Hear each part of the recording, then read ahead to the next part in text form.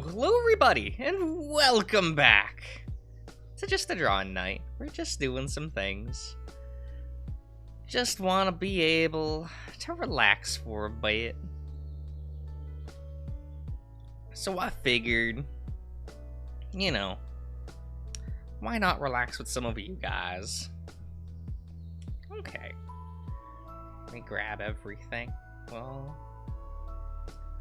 get the.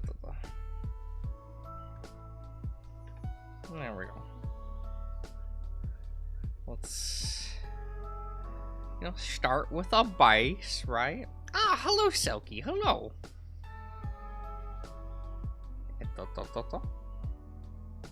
Hope you're doing the okay.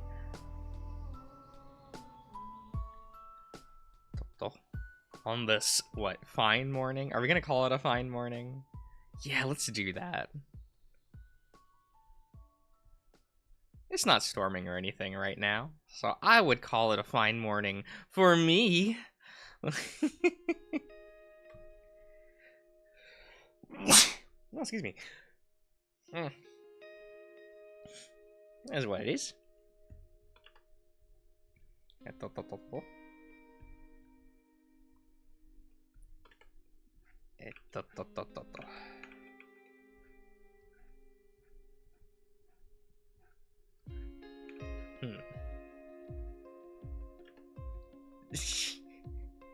So lovely Sam. What? What does that mean? Eh?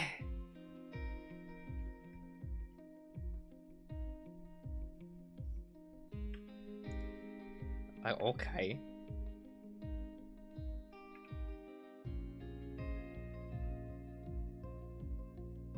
It's 5 a.m. Sam. Oh, well, that 5 looked like an S, I think that's a reasonable mistake.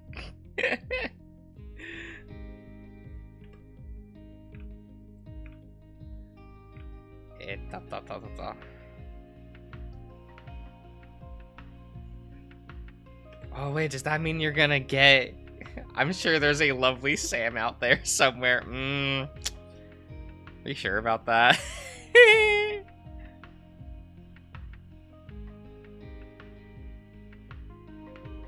How many Sams have you trusted in your lifetime, Selkie?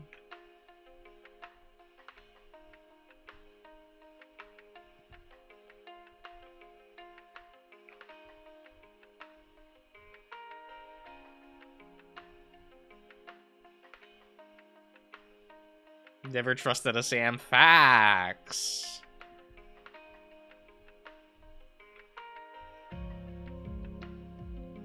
Maybe it's just the places I've grown up, but I've also known far more female Sams than male Sams.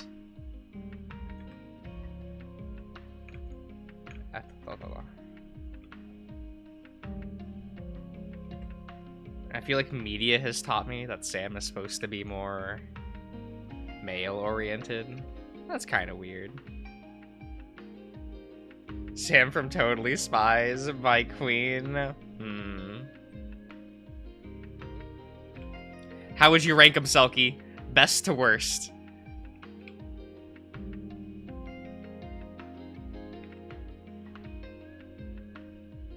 What are we going with? What are the Totally Spies rankings between the girls? You can put the mean bitch in there too. What's her name? Was Mindy or Mandy or something? Can't remember.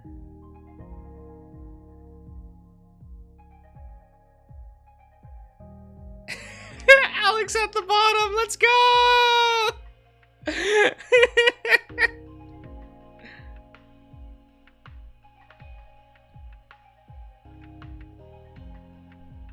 Actually amazing though.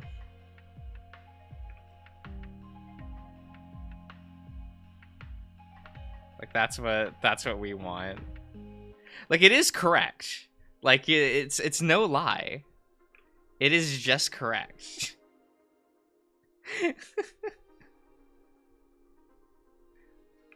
I feel like to really like Alex, you have to be so into the sporty girl that you ignore the quality out on display.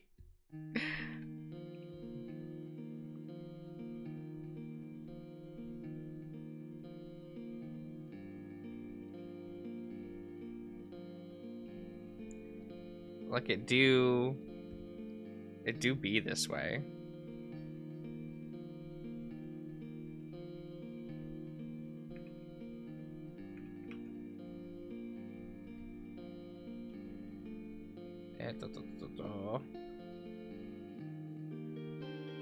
Girl gave us nothing. I mean, I guess maybe you could argue, right? One could argue that Alex gave a bunch of, like, young boys muscle growth fetishes.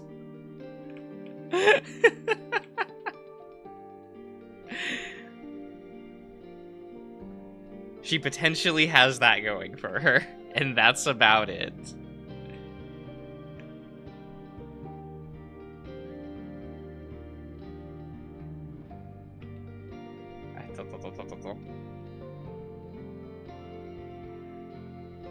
I wonder how calculated, like, which girl got, like, what fetishes, you know?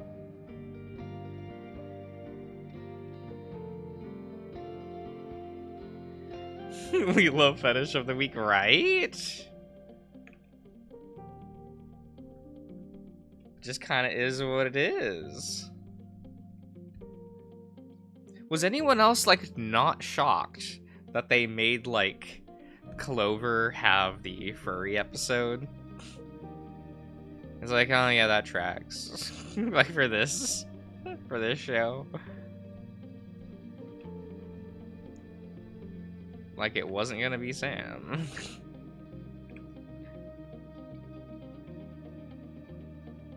It was hypno-focused. Every time. Every time.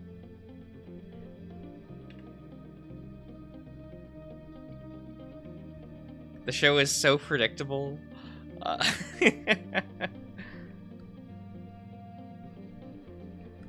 In, like, a way that's kind of fun, right? Like, you know what you're getting from Totally Spies, and, like, it's entertaining enough.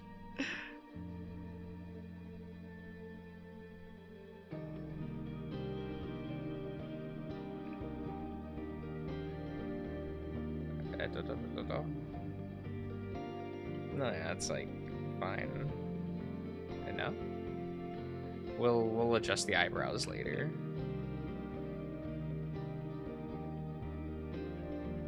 Gotta. Cats don't have, like, the biggest noses, but that's okay.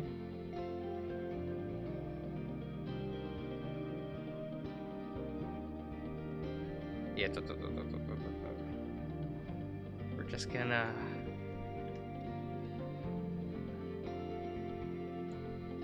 Give him. Oh, wait a minute. It's this ear that he has a, I don't know, a bite taken out of it. Yeah, I don't know, man. You do you.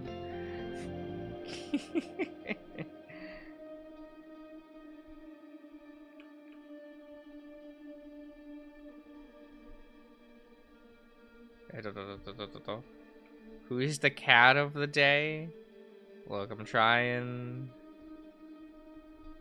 to draw Carol.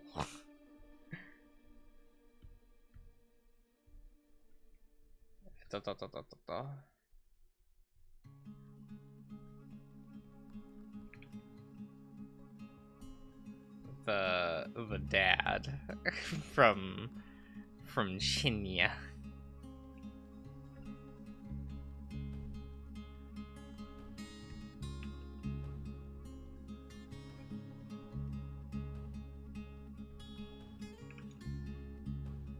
Because he is a lad.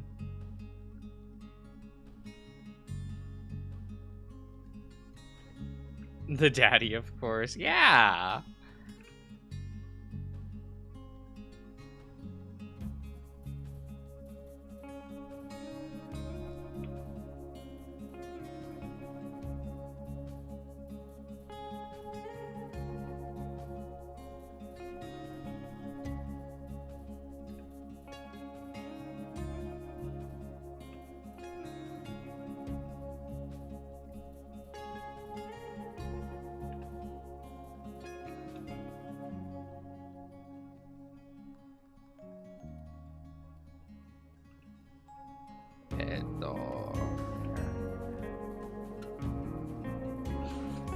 We're trying a little bit, you know, trying to make the shape the good.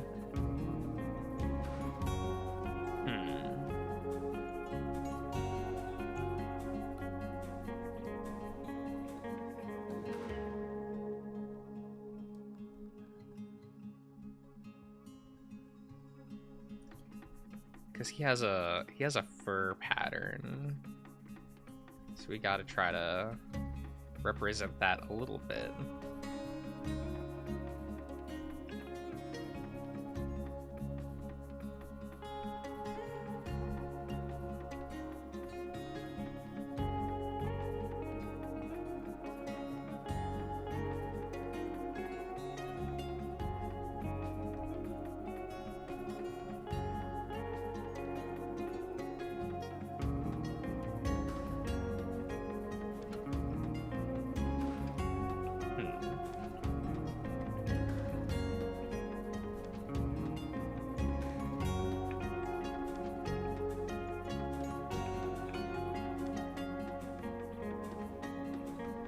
There we go.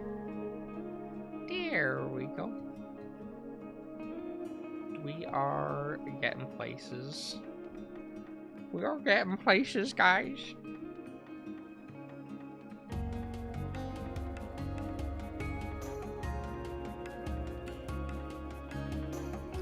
At least I hope so. We have to move some things.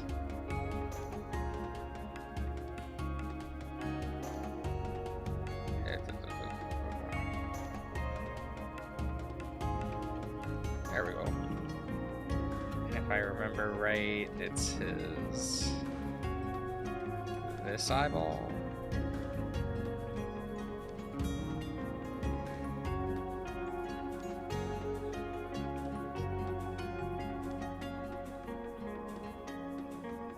No, that is not how thing work. So it is here.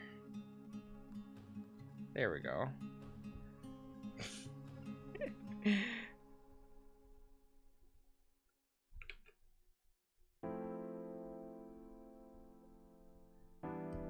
Look, I normally don't draw characters with fur patterns, so you know.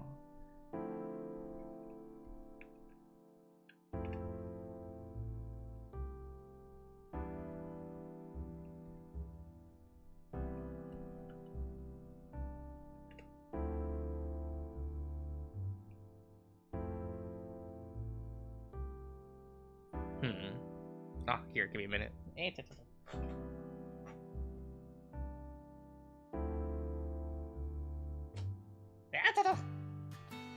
Sorry, I had to grab something off to the side. Yeah.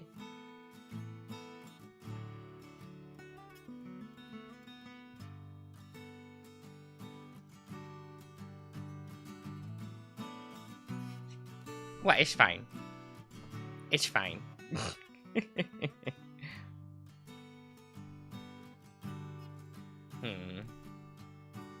Now, how much of his... I did not really think of, like, a pose or anything, so... I think we'll be winging it from that perspective. We should be doing... kind of want him, like, arced a bit, because, you know, he's a grumpy old man.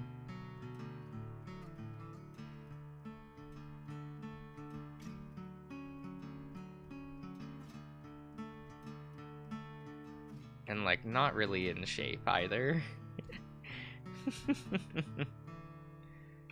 He's a little bit of a lad. Okay.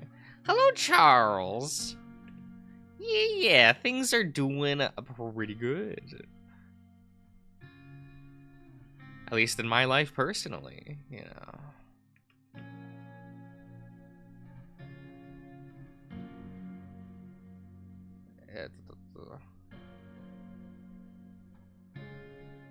Like, cannot the complain?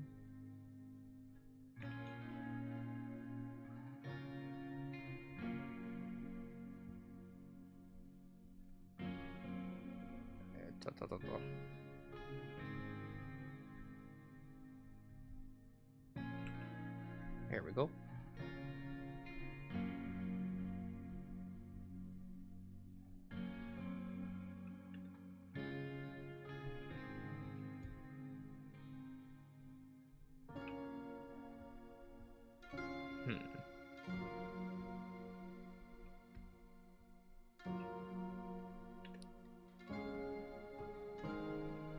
Here we go.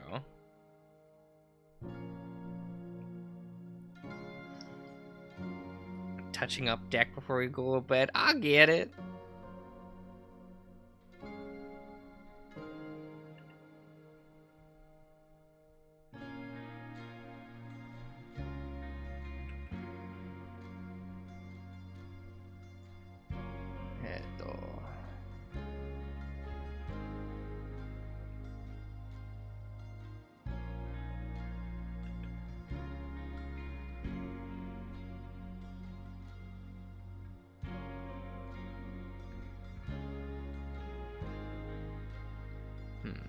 Maybe this arm should be out a bit more.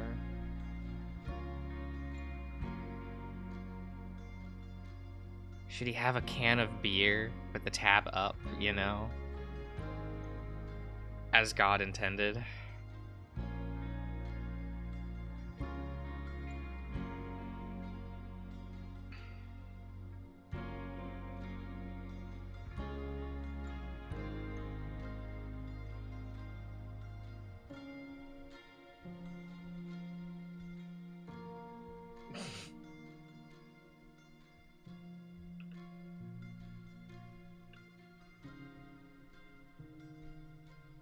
Let's make him look like rounder. Like he has really baggy clothes, you know? I think that'll look cute, right?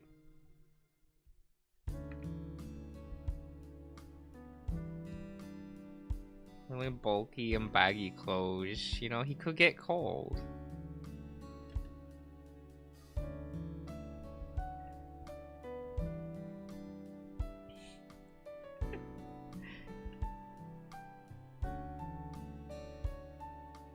Oh, but if I put the can there, I can't show off his belly.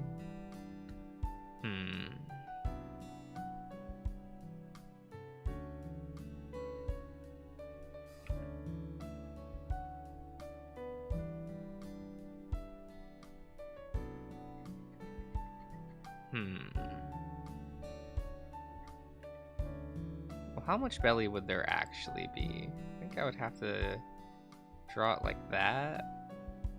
If he's like hunched over a little bit, right? Like the belly would be like somewhat obscured.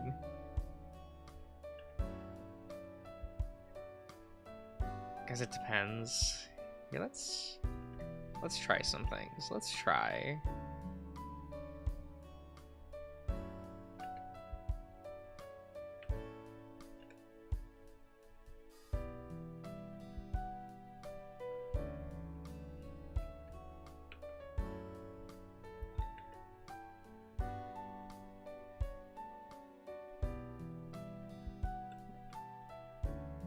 Let's see about a curve like that.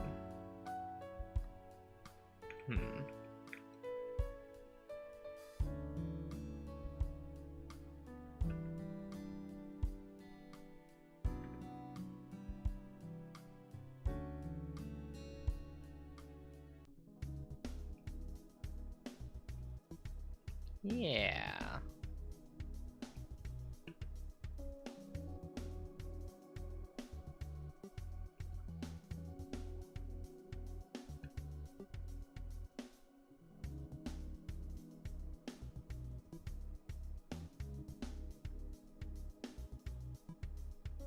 put the can over here, I think.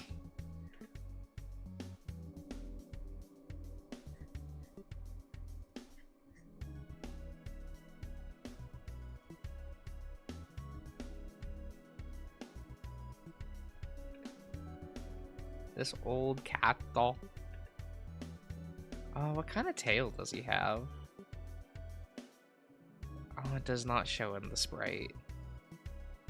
Or maybe it does, and I'm just... No, it doesn't.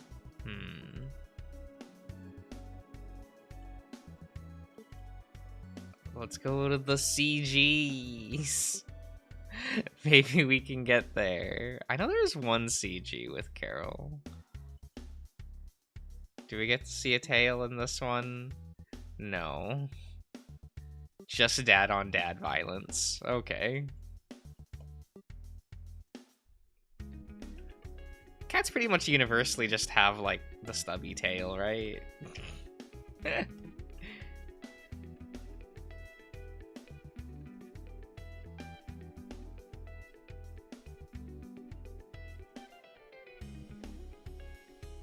We're gonna go with that.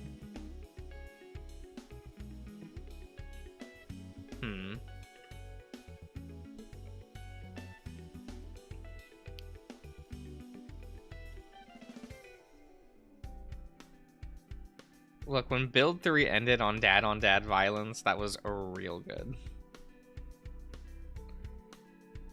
Like, we love to see it.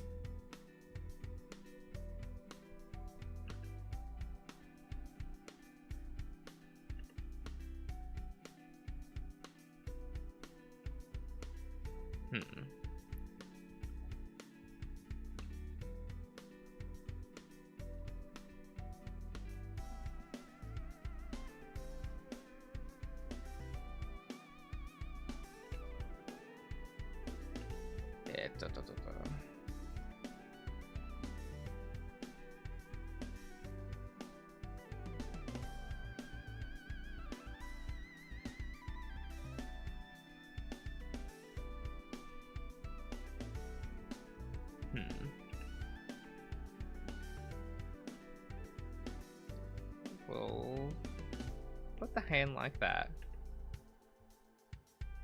Ah, hello, Ty. Hello. How's you been? What's cooking? I ain't no cooking. Granted, I do have some. I put out some marinated beef on my counter so that it'll get to room temperature by the time I'm done streaming, right?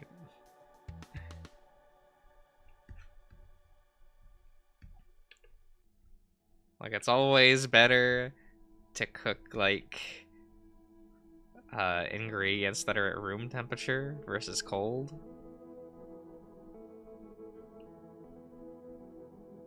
So I'll be doing cooking later. Not right now, though. Later.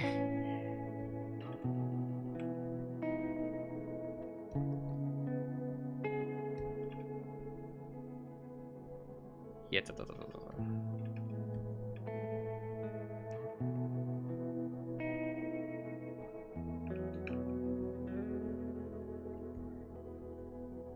Well, grumpy old guy. I like the expression I gave him.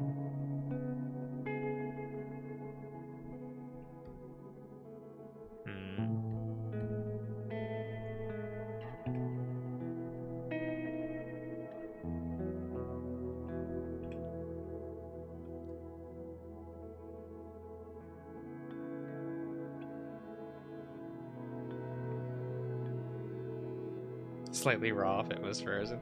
I mean, typically when I cook beef, I like to cook it like rare to medium rare. I'm one of those people. So some would consider that pretty raw. Darian's a well done kind of person because he's a coward.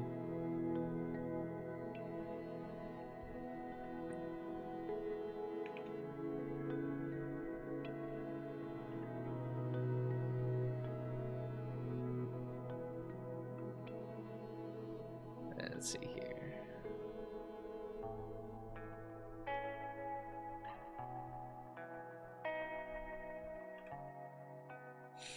He takes no chances, right? What a loser. Let's see here.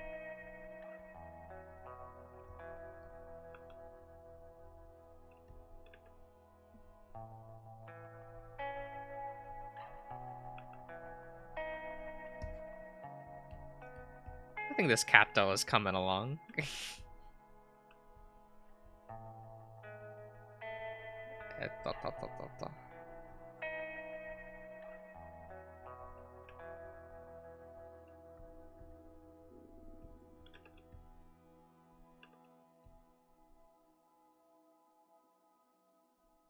His accident track record, he needs to be cautious. Oh my god.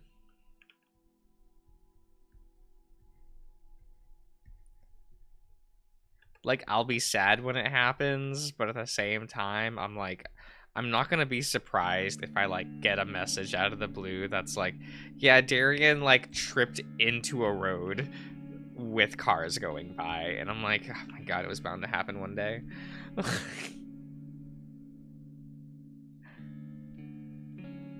Like, seeing this man trip and fall over is, like, it's an experience. Like, maybe it's because of how many times I've seen it in my life, but I always feel like I watch it, like, he does it somehow in, like, slow motion.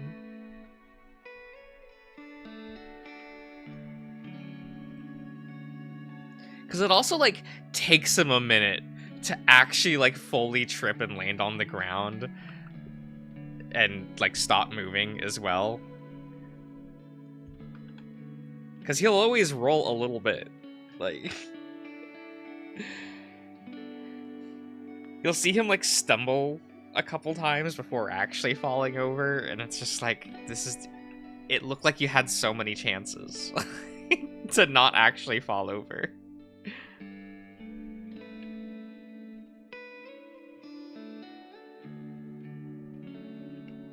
Why does he fully wipe out when he trips? Bro, I don't know.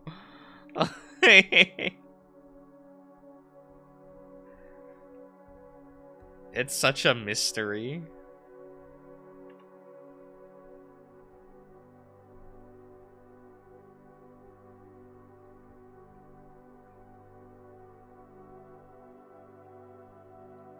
Not enough of points in his luck stat. Yeah, he never puts points there. I remember when we were, like, younger, and he, like, first looked at, like, how... when he first looked at, like, my stat alignments in the RPGs that I played, he would always be like, why are your stats like this? Isn't this, like, not amazing or weird? And I'm like, what do you mean? Because I'm that guy that, like, if there's a luck stat, I always pump that stat up, because I'm like, yo, you'll just randomly win because you'll get a crit and, like, everything will die, right? You know, I'm one of those people. And he was like, what? Like, why do that? He does not know. He does not know how to take luck into account.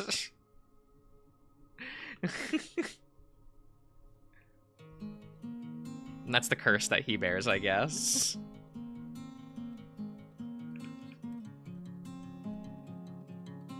I remember when, like, Fallout New Vegas came out, and he was sitting there like, oh yeah, you get, like, endurance or strength or something, and I'm like, 10 luck. I was like 10 luck, 10 charisma, everything else is at 1 or 2.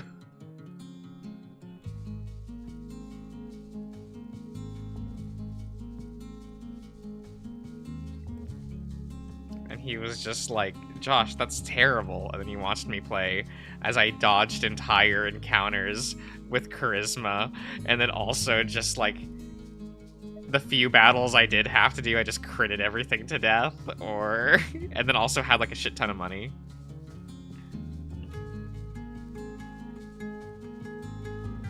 You know, because the luck stat actually does things in that game. Oh, you have 10 luck? Go to the casino. It actually works. 10 out of 10. Good design. We love to see it.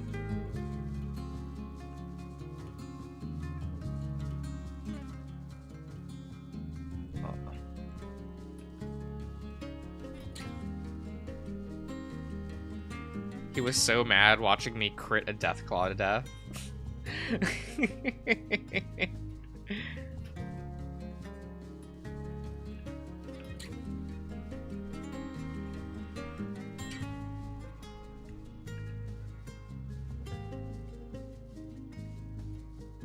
Well, the safest way to gamble is to make sure you're not actually gambling, right?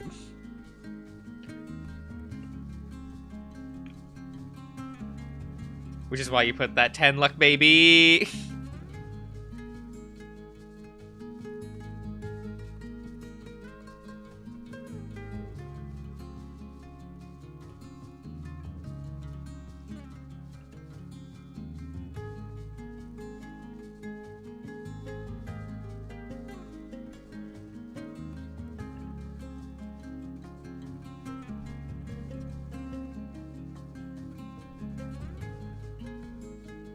He's just a tired cat doll, guys. He's just a tired little cat doll. Whoa. Oh yeah, how many of you guys have read or watched my playthrough of Chinya? You all fans of Chinya?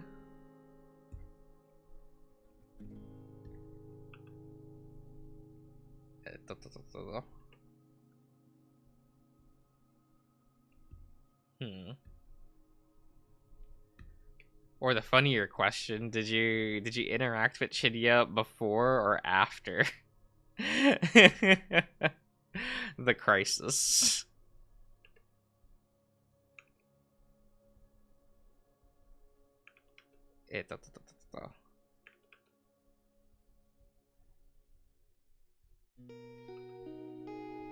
The crisis on the in the Furry VN community.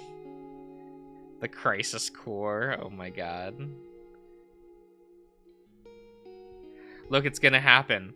I can't wait for Final Fantasy VII Reunion, in which our party is Cloud, alt timeline Zack, and alt timeline Sephiroth, who's a good guy. Like, I can't wait. It's gonna be amazing. But the crisis created interest, very good.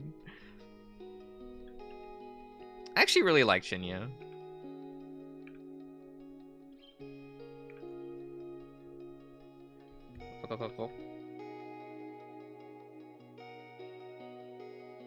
Forever Crisis? Oh my god, Glenn is gonna come back. Yes.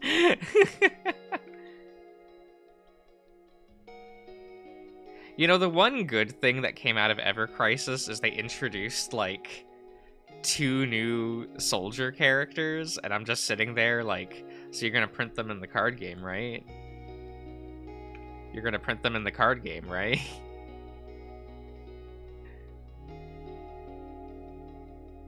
Right?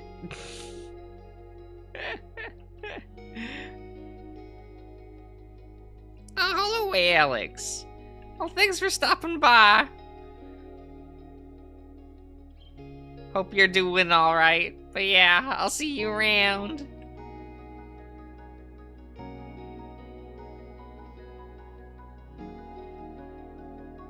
And white-haired bastard. It's like kind of the annoying part of like the remake project is like, in theory there's more cutscenes with like your main party, but in practice it feels like you get less screen time with them.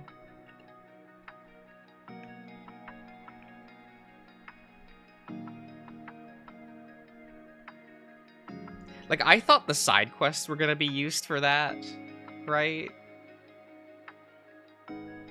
But the side quests end up being like 2 cutscenes long and characters don't interact. It's one of your party members will interact with Cloud. And that's it. It was a little bit disappointing. I hope they rectify that in the next one.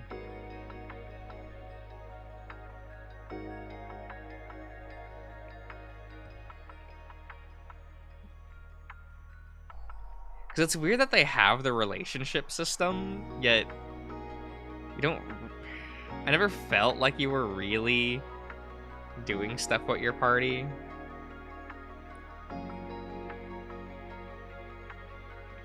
It all revolves around the twink. It's weird, right? Because Cloud isn't even supposed to be like a twink.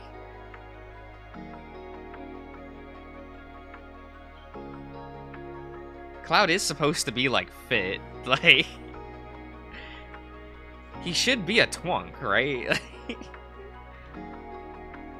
But they keep designing him like a twink.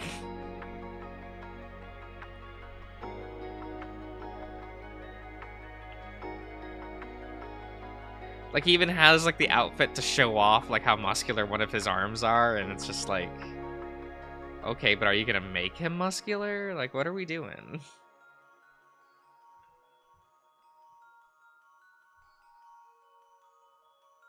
It's a little bit weird, just a little bit weird.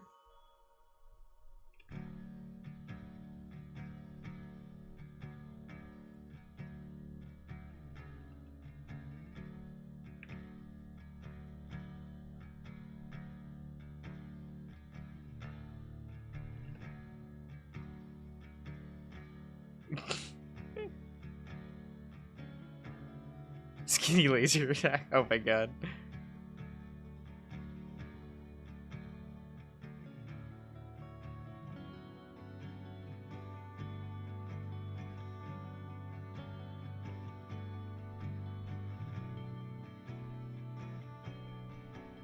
By his whole 5 polygons. But you look at the old key art and they do show off, like, he is muscular. Not like Bara or Jim muscular, but like, this man's fit.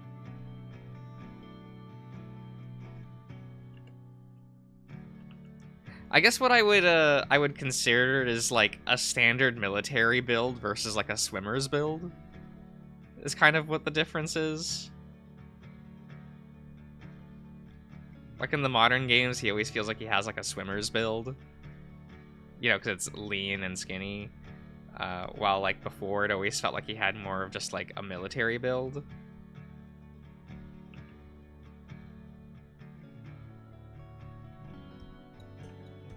And that is different.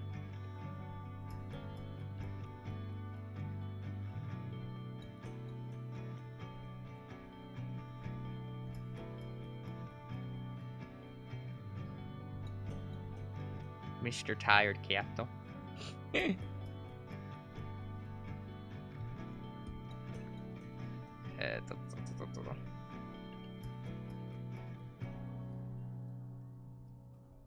There we go.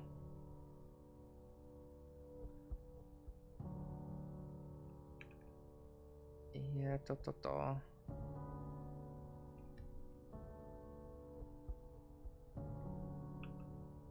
should probably make sure that this is like aligned properly. Or not. Do we really care? This is supposed to be a small little doodle that I don't think about too hard, right?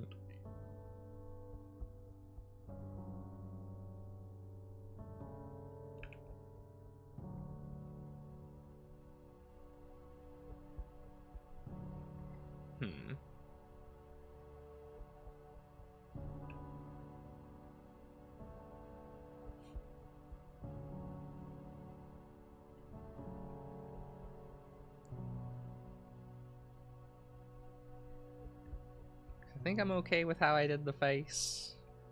I think I'm okay with that. Yeah.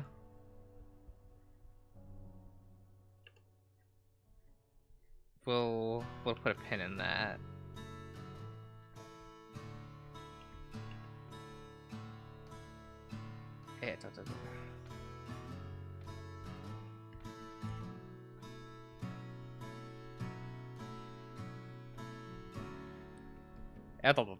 Whoops. Eh.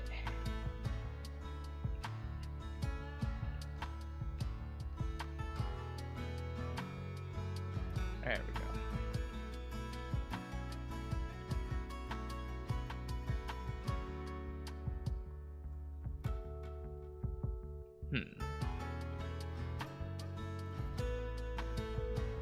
Giving him a mustache. He's an older gent.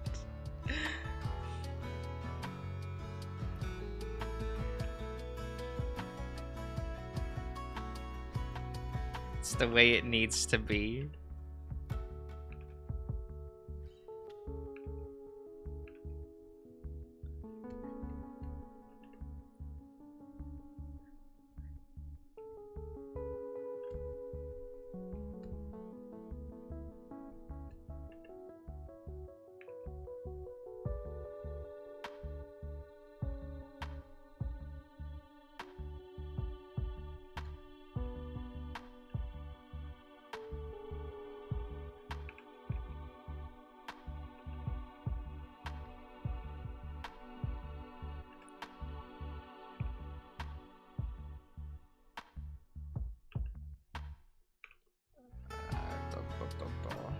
There we go. Fix up his mouth a bit.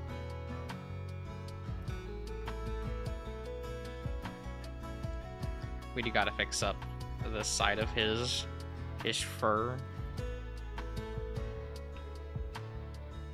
Make sure that looks all right.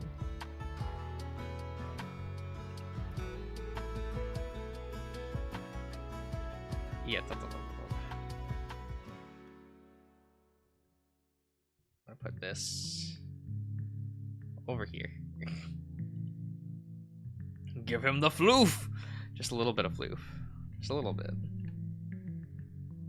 You know, he's not gonna have like a lot of floof, you know? He's probably losing some of his fur. Not like a lot, but just like it thins out, you know?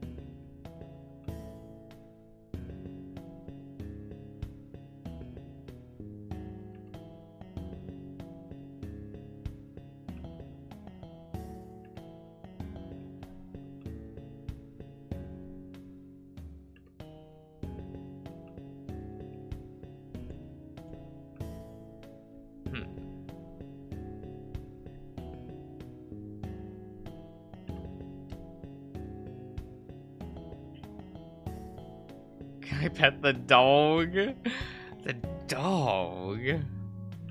The cat? You can pet the dog.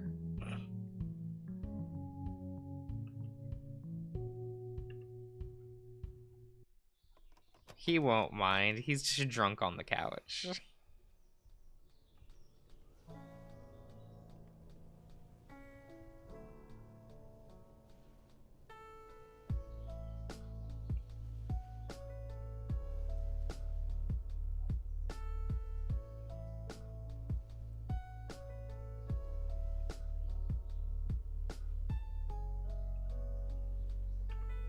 Yeah, I think he looks cute. I think I did an okay job there.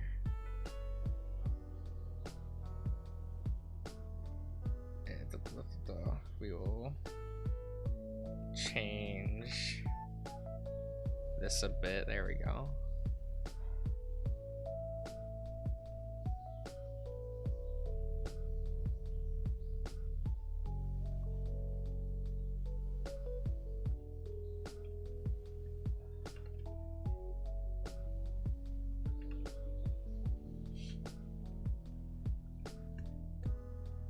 You know, just having his morning beer, right?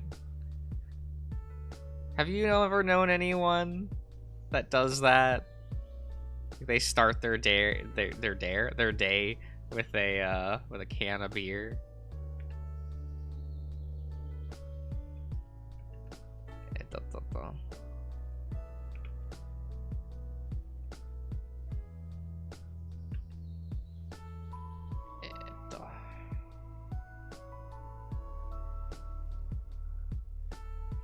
Hello, Jax.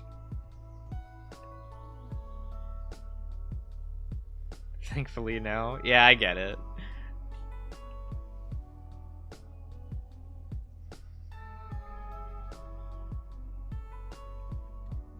I mean, I'm definitely a no alcohol kind of guy.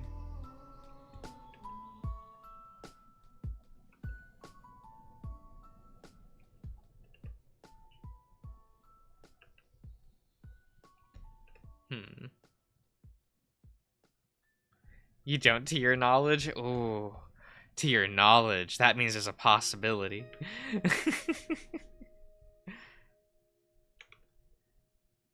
The door is open for that possibility. Just a crack, you know?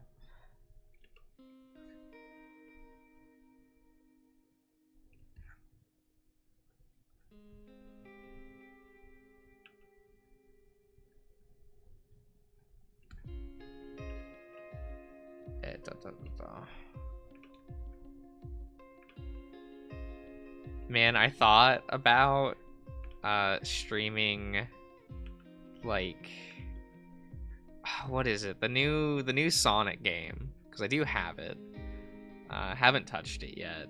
Thought about streaming that tonight, and then I was like, I'm gonna go take a nap. So after doing some work, I was just, I'm gonna go take a nap. And it was late enough to where I was like, I don't want to start a video game at this time.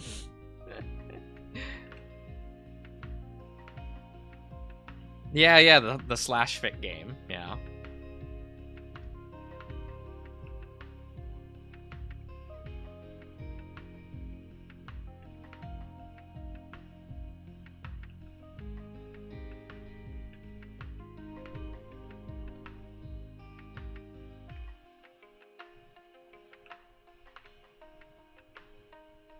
It's up.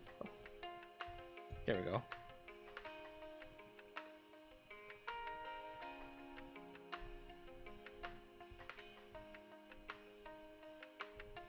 You know, we're just tightening up some lines, right?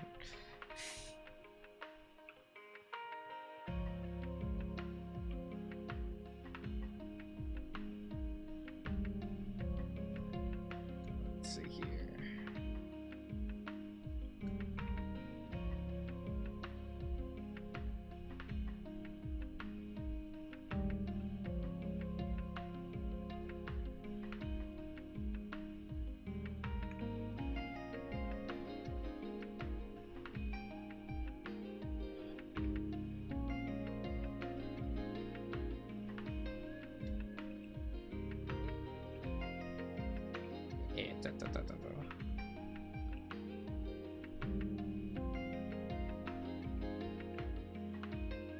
Alright, see you, Charles. Hope you have a good night. Okay, what are we doing?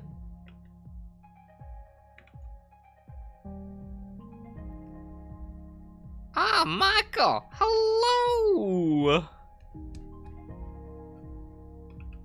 How you doing today?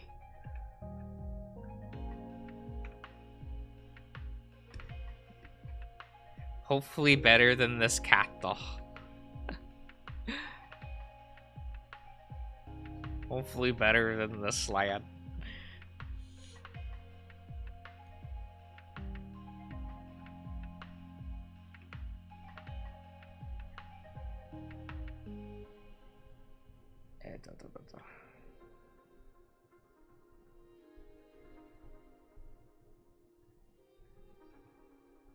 There we go. I think we'll do it that way. I just look at his face, and I look at that grumpy little guy.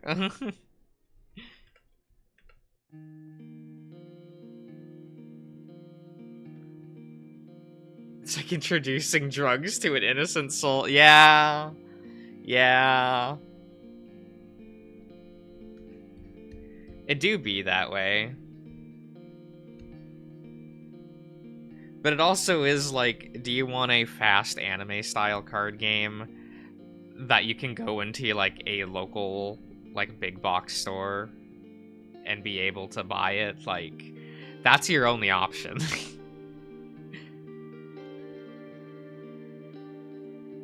Like if you want the ease of pickup, right?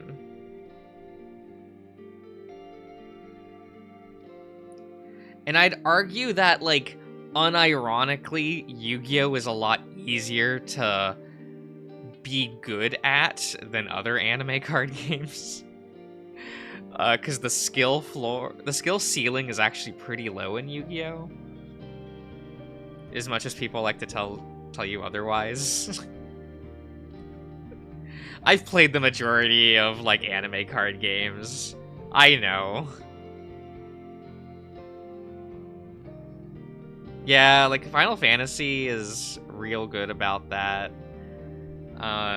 Depending on what format of Vanguard you play, it's really good about that. The problem is that, like, when you play, like, the good formats of Vanguard, you run into the issue of the skill ceiling is too high for most people. Not that the game is hard to play, but, like, as soon as you play against a good player, you have to meet that ceiling. Or else it's an auto loss, basically.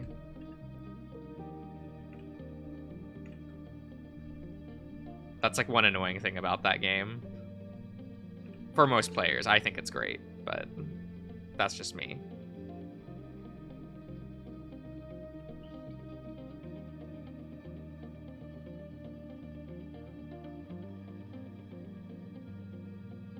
Of it being somewhat bad for people that are entirely new.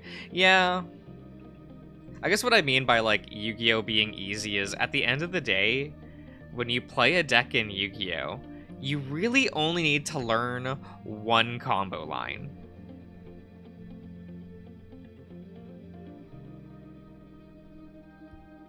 Arguably two. You need to know a combo line going first to set up negates, and a combo line going second to break your opponent's board. And that's kind of it. Like, that's all you're really doing in that game. Win the coin flip? Yeah, it's true as well.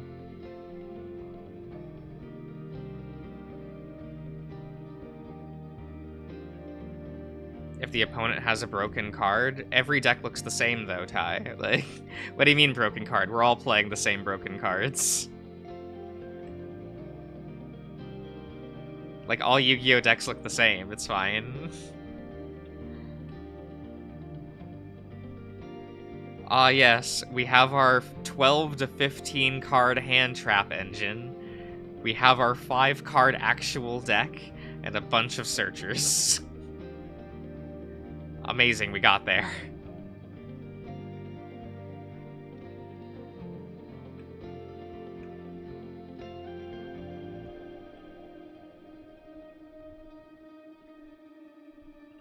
That's how that game is at the end of the day. Like, I sometimes still have fun playing it, but it really depends on the person I'm playing against.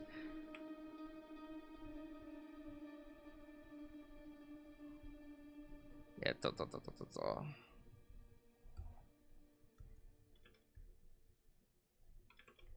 Then it is a little annoying that, like, to make Yu-Gi-Oh! More fun, we just have to gentleman's agreement out of a bunch of stuff. So we're not even, like, really playing Yu-Gi-Oh! Anymore. Which says a lot about that game.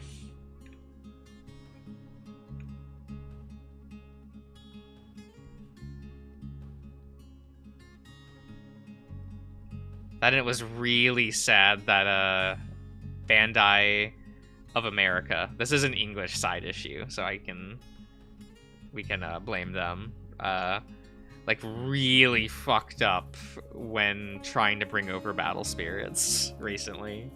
And by recently, I mean like last year? Yeah. When they were like, here, we're finally bringing Battle Spirits to English, and like, everyone was excited until they actually revealed how they were bringing it over, and then it was like, oh, it's not even Battle Spirits. Which, it was a good thing that they did change the name to Battle Spirits Saga, so that people kind of knew.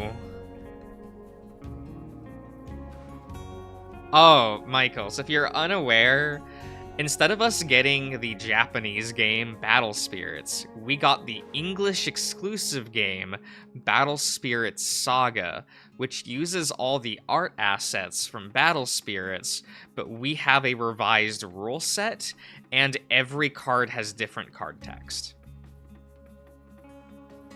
So none of the effects are the same. So we basically just got a new original game with the art assets of Battle Spirits. Which is very unfortunate.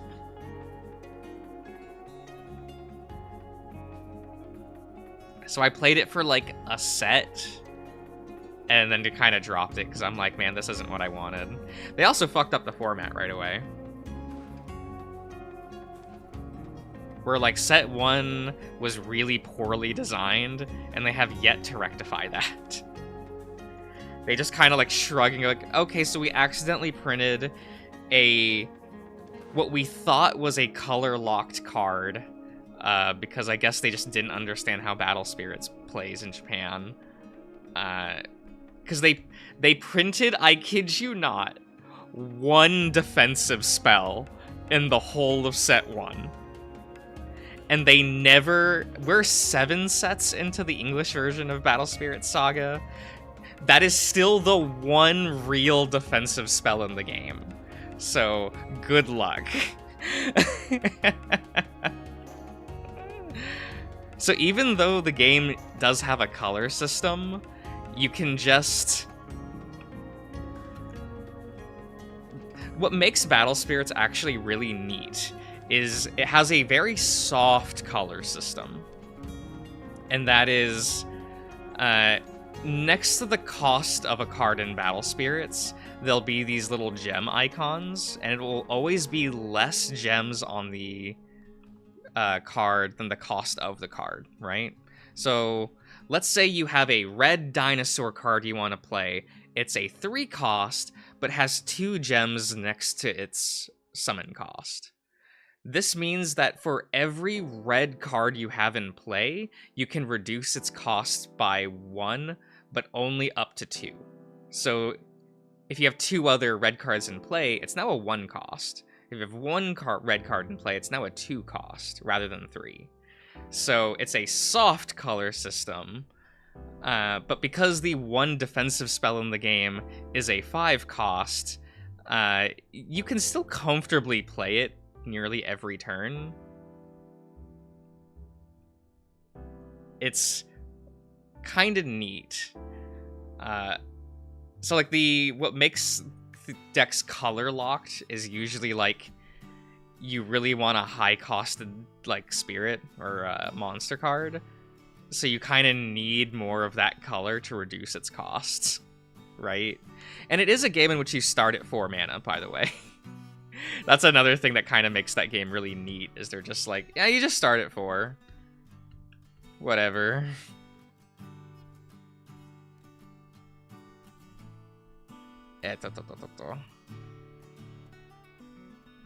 So, like, Battle Spirits has always been, like, really fast. But because of that, a 5 cost defensive spell, you can just splash into any deck regardless of color.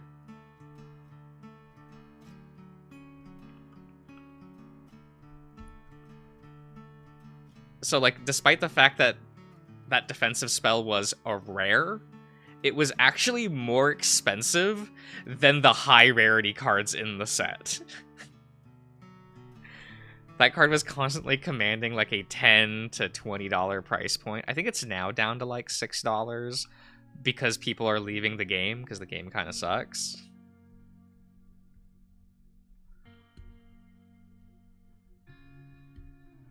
And when I say it's the only real defensive spell in the game, what I mean by that is there are still spells that'll be like stops an attack and such. But this spell called... what did they call it in English? In Japanese, it was just called Burst Wall. Like, it's the artwork for Burst Wall. And has a really similar effect to Burst Wall. But they decided to change the name to, like, Absolute Ice Shield or something. I don't know, man. But it lets you... it ends the battle phase. Like, it is pay 5, end the battle phase. And they printed that in set 1. And not even as like a common. If it was included in the starter decks, I think I would have been okay with it, but it just... No, it was a rare in set 1. So we're just kind of stuck with that. There's also a personal thing for me where, like, I'm a big fan of the Battle Spirits anime. So whenever they print cards with, like, the boss units of the characters of the anime, I'm just like, it's just not the same. Because it'll always have, like, a different effect, different stats, like... They won't even...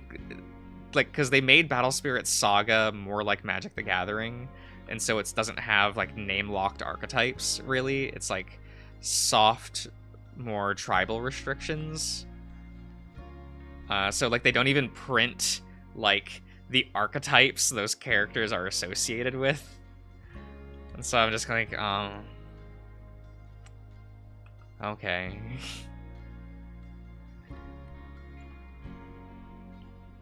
Because when they first announced Saga, I was pretty big on it, just because it's like, oh my god, it's Battle Spirits.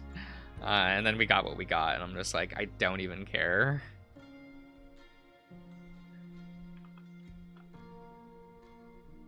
I'm constantly just like, can we just cancel this and then bring over the latest block of Battle Spirits?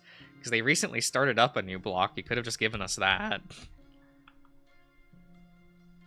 Because, you know, it's a Bandai game, right? And Bandai games are a little weird. Because Bandai card games, they have what we refer to as soft rotation. And that is, they will have... Every color will get 2 to 3 decks for a block. And a block will usually last for 1.5 years. Like, for about 1.5 years, right? And you'll know that those decks will be supported that entire time. And that is what you're supposed to play, is one of those in rotation, quote-unquote, decks. Because then when that block ends and we start a new block, that new block is going to power creep the game very slightly, and usually introduce, like, mechanics that the old decks can't interact with. So it does kind of force you to rotate into the new things every time.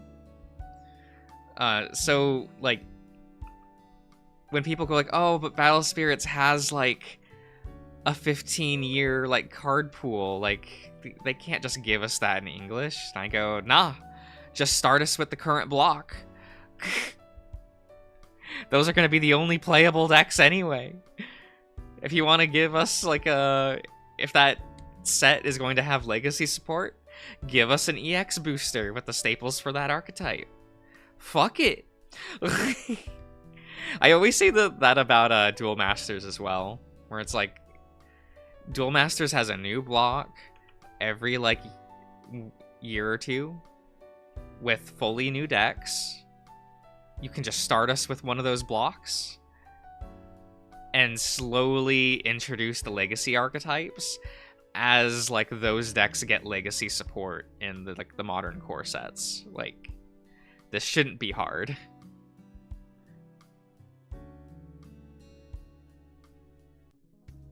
Or different times. Yeah, it isn't. But people are, like, weird about it. Like, to justify us not getting that game. And I'm like, no, come on. There are totally ways to do this.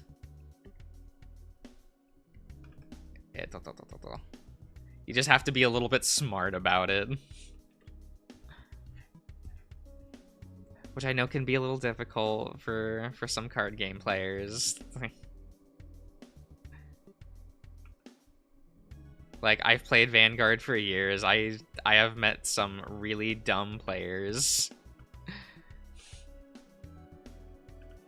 And they almost always are, like, new Vanguard players that came from Yu-Gi-Oh!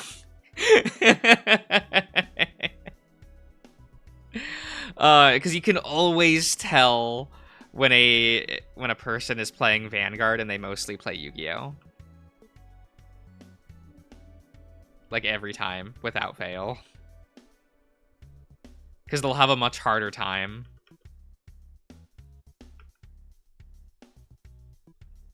Both with, like, with deck building and with how to actually play the game.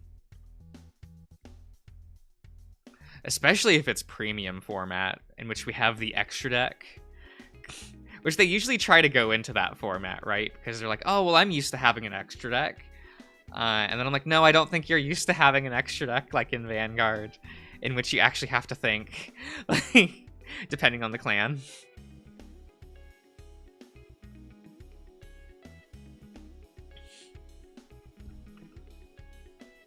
I remember giving a buddy of mine, like, Tachikaze, which is a very, very combo-reliant clan. And I was like, oh, it's very combo heavy, so you'll, like, I was like, you know, don't be discouraged if, like, you can't figure it out at first, like, it's fine. And he was like, I've played Dragon Link in Yu-Gi-Oh! Like, whatever. And then he starts playing Tachikaze, and he's like, it's too complicated for...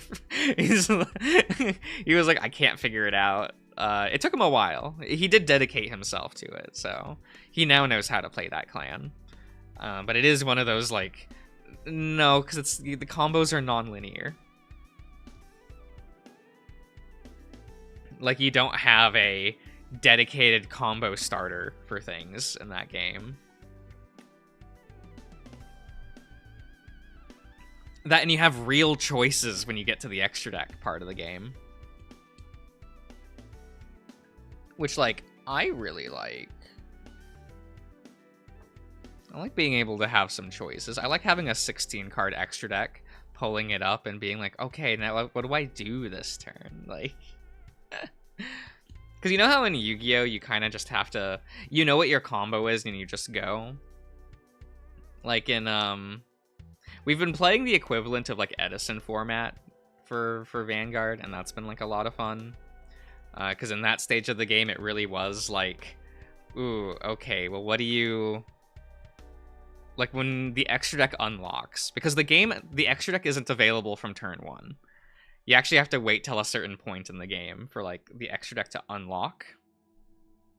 And so that's also what helps the extra deck not be overpowered in that game, right? You don't just have a 16-card extra hand off to the side, right? You have to wait a while. And you can even delay your opponent from being able to access the extra deck. To an extent. Like, you can delay them by a turn, which can make things, like, actually neat. There's a really neat, like, back and forth with that of, like, I'm not going to let you have the extra deck next turn. That's an actual, like, strategy you can do. You usually only delay it by 1 turn, though, but that's enough sometimes. Keeps the game a little bit fair. Yeah, because the extra deck, you can only use 1 extra deck card per turn, kind of thing. Like, when the extra deck does unlock. So it becomes this, like, oh, well, do I use a card, like, we call them strides, right? Like, they're called generation units. Like, those are your cards in the extra deck. But we kind of just, as a, you know, colloquially, just refer to them as strides. So you kind of have to decide, like, what stride you actually use that turn. And I really like that decision making, Because it kind of becomes this, like, oh, do I go into a stride that generates me advantage? Like, do I try to go for a stride that can OTK the opponent? Like, do I have the resources to do that? Do I go into a stride that builds me a board? Because, like, if you go into an OTK stride, do you have the board to utilize that, right? The stride... stride as the generation! Yeah. Oh boy, you know that I do the generation zone. Kaiho!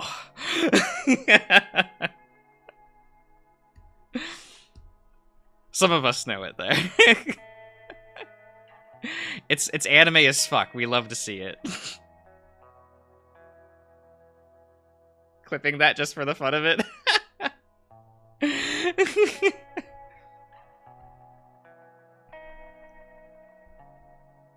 We know. No, you have to do the full thing. It makes it a stronger turn, you know.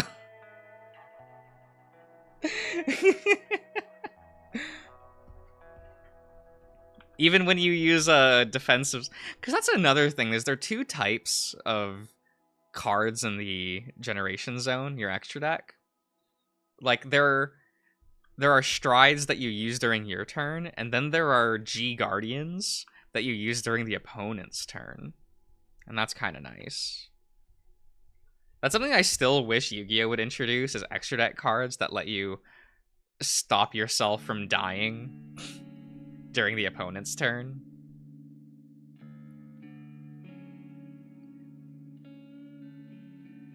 Okay, but Michael, there's a character in the anime whose whole gimmick for, like, how he talks is like, the wind is blowing in my direction, or that's a nice wind you have there. And he'll almost always be like, you have a very weak wind today.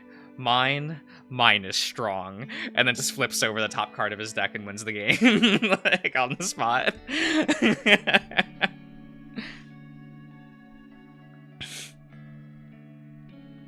If I told you that he's, like, a really popular fan favorite character, like someone that talks like that.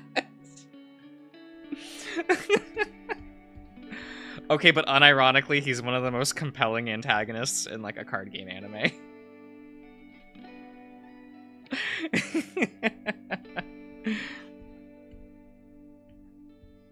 He just shows up and you're like, what the fuck? Beats the, like, suplexes the main character into the ground, and is just like, cool. I'm not even gonna remember your name.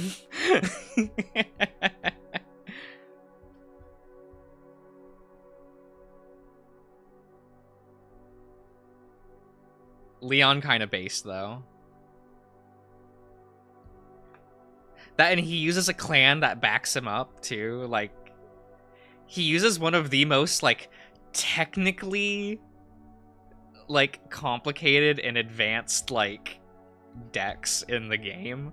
So he just sits there, just like, yeah, I'm gonna combo you to death, using one of the most complicated decks in the game. What of it? Scrub.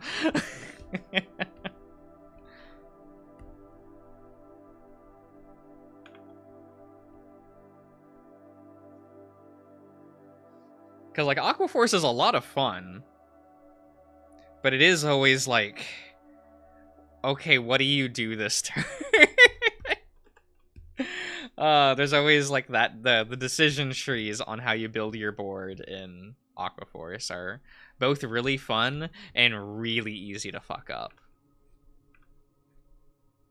Because Aquaforce is, like, their visual gimmick is that they're a navy, like, fleet, right? Because Vanguard loves its theming, right? They fucking love their theming. So the gimmick of that clan is you generate really good effects on different attacks of that turn.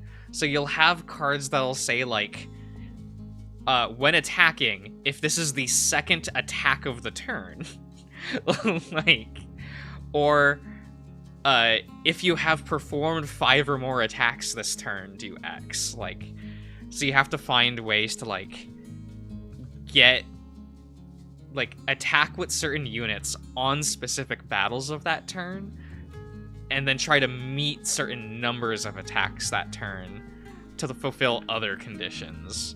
And it will either, like, generate you advantage, like a draw 2 or something, or, like, destroy something on your opponent's field. And so it's a really fun clan to play, but you need to figure out, like, what stride to go into to maximize, like, how your attack formation is going to be, as well as, like, what units you have in hand to make a field. And then, of course, having the order of attacks mattering is also a, like, not a chore, but it is something that you always have to, like, keep in mind. But that's the fun of it, right? Oh, hello, Shirish. Though, actually, the new Digimon set came out, like, this past week. And I've been having a lot of fun with that as well. Because, like, yes, it's a Frontier-themed set, and, you know, I typically do not like Frontier as an anime, but I love the Tomoki deck, because he's the best character in Frontier, and just has a playstyle that screams, yeah, I'll play that. Because the Tomoki deck, or the Spirits of Ice, right? Their entire gimmick is freezing the opponent's board. So it's just like, no, you're not attacking next turn. No, you're not doing anything. I'm stripping your evolution sources. You're not attacking. You can't block this turn, by the way. Like, this little crybaby is just, he's going in.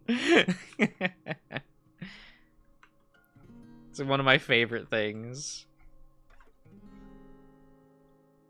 Yeah, because I picked up that. I picked up the upgrades to Twilight because we do love an actual serial killer Digimon. How can my serial killer domestic abuse partner possibly be this cute? I have live and died on Dark Knightmon in that game since he released. Like, love him to death. He's so good. Now that's a light novel title.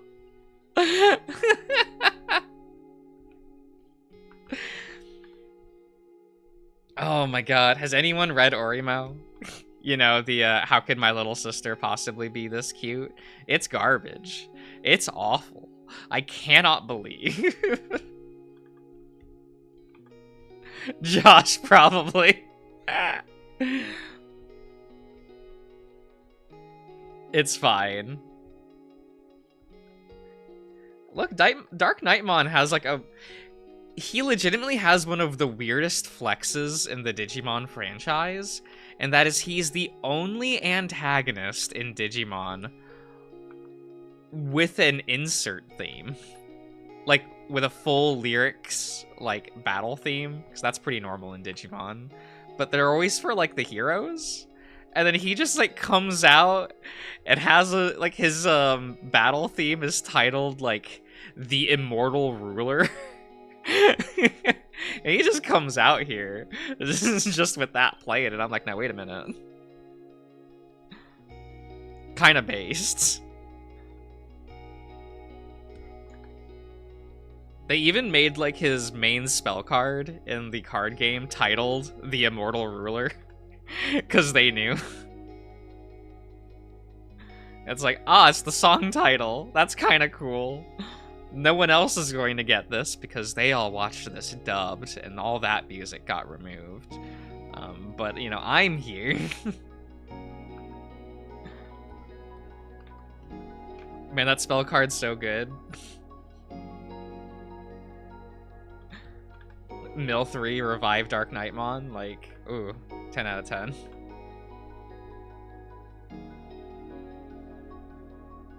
It's like, ah, he is truly immortal. He will never die. Until he does, but that's besides the point. He didn't even, like, traditionally die in that anime.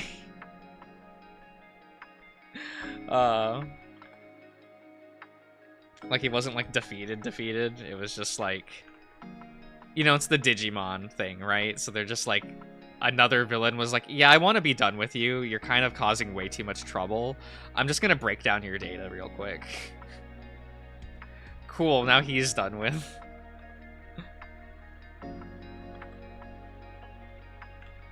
Which, like, fair. Fair, and I understand. I do wish we would get a set that more focused on the antagonists of Cross Wars. Because we still weirdly don't have the 7 Death Stars. Which I know aren't, like, the coolest villains in Digimon, but I would just like to see them represented in the card game, you know? They're one of the few villain groups that hasn't gotten, like, anything.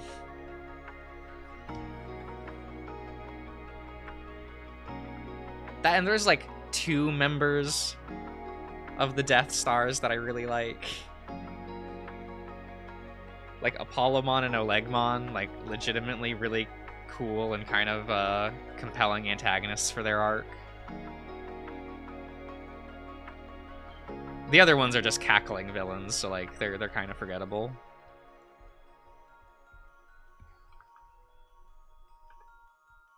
It's probably the reason why Olegmon and Apollomon were, like, near the end. Yeah, because I think Apollomon was the last of the Death Generals, and then Olegmon was, like, the 3rd to last. So I think they fought Gravamon after Olegmon.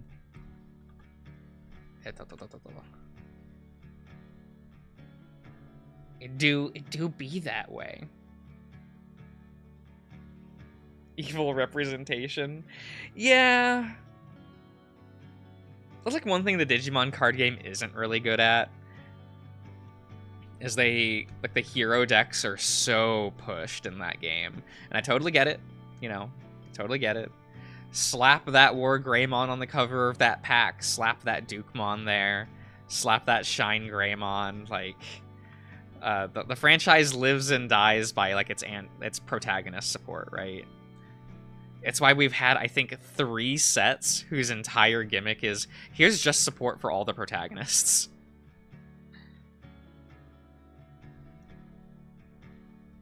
And I kind of usually hate those sets, because I'm like, 1, all the cards are expensive, because you just have all the fanboys going like, oh my god, I love Tai!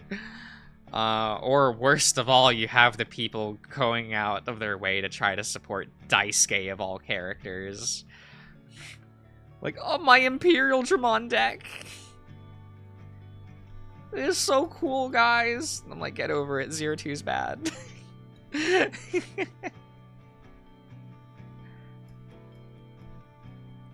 think the one that I legitimately will never understand is the Savers Defenders.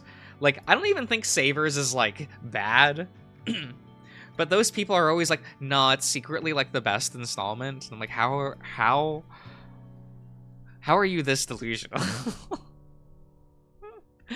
Like, I don't think it's bad, but I don't think it's good either.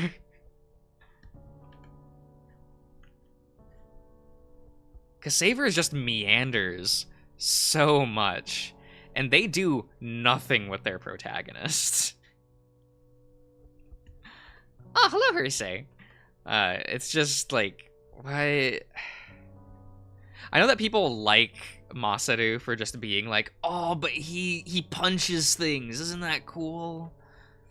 And I'm like, oh my god, but he's not a character. He doesn't do anything. He narratively doesn't do a damn thing. And I hate the final episode and what they do with him at the end. Like, it is one of those, like, we really don't remember what the theme of Digimon is. So fuck it. I'd argue the epilogue for Savers is like as bad as 02. And people always call me insane for that. And I'm like, no, look at it. Think about that ending and how it just spits in the face of the franchise for no reason.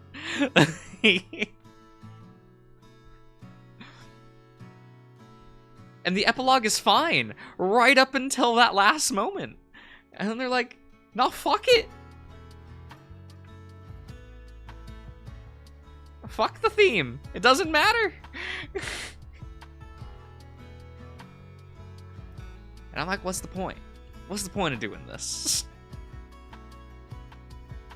What are we doing here? Yeah, Because like the rest of the cast of Sabers I actually think is like pretty good. Toma is like unironically one of the better Yamato clones in the franchise.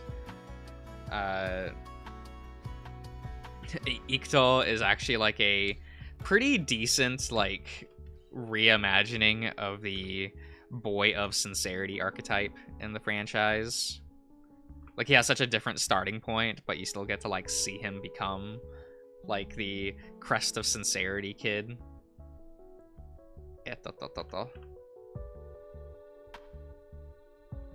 Like, however you want to phrase that crest, I know that some people localize it as like the crest of faithfulness, which like also fine wording.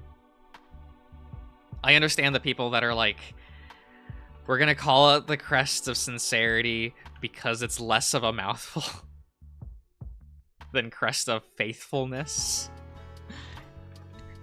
But all those characters pretty much always have like the same like archetype and role on the team. And we do love that for them.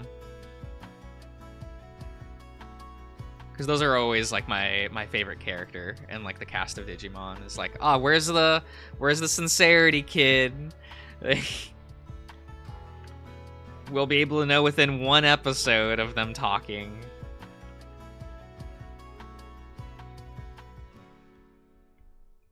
Yeah,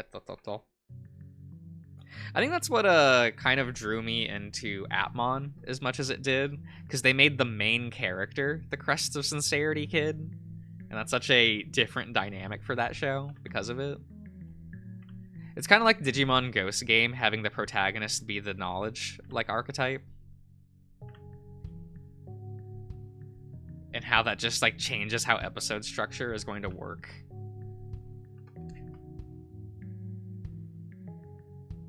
You know, because Digimon actually does things with its archetypes more often than not. Like in its structure, most people dislike that. Just because it's like, no, it's too different. I kind of like it.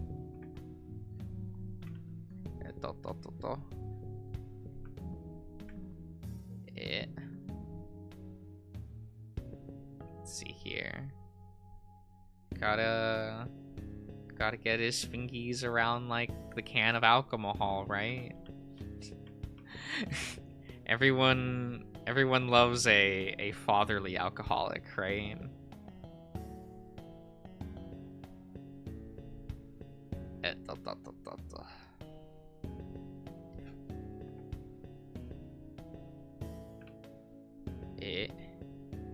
Ew.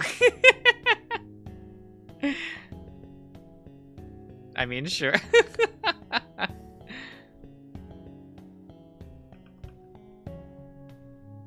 That's always something that like I rarely see get brought up about Digimon Adventure, is like Taichi's dad was an alcoholic and clearly has like a strained relationship with the family, and it just like no one talks about it like in the fan base.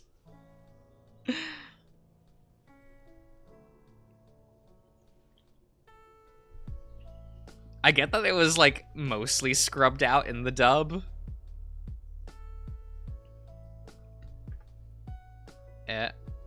Because it's even in the original Jump Fest film for Digimon Adventure.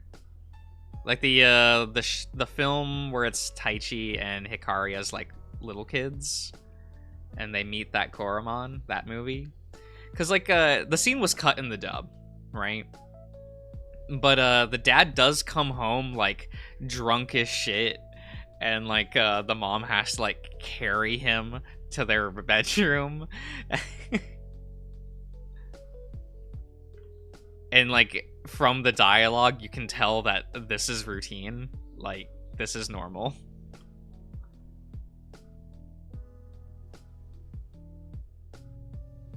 Yeah,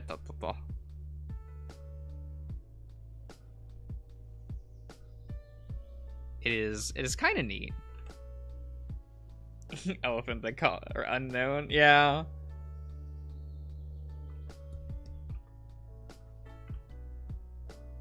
Cause like, I always thought it was like I didn't get it for a while, but I always thought it was weird that like Taichi barely acknowledges his dad like at all, and when he does, it's very much like, oh yeah, my dad. And I'm like, I wonder if that's supposed to be like connected to that.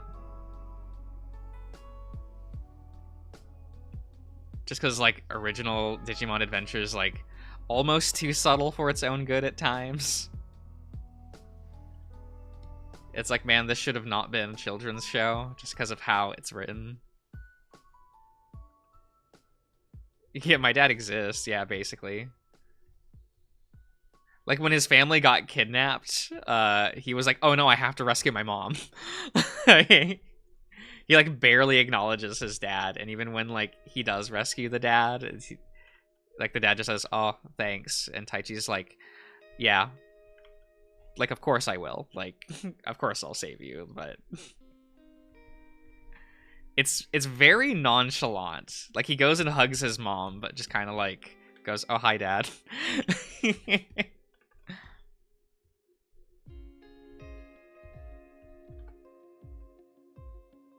I think my favorite scene for that is there's this really weird sequence where the point of view character is Hikari, and like her dad comes home. Hikari hops off the couch in the living room, walks over to the kitchen, opens up the refrigerator, grabs a can of beer, and turns around and then immediately hands it to her dad. And like, because her dad's like kind of just in the kitchen, like talking with like the mom, you know, his wife. Turns around, sees Hikari with the beer can, and he just goes like, oh, thanks. And it's like, oh, that's routine. Oh, like Hikari like knows like, oh, dad's home, I should get him a can of beer. Like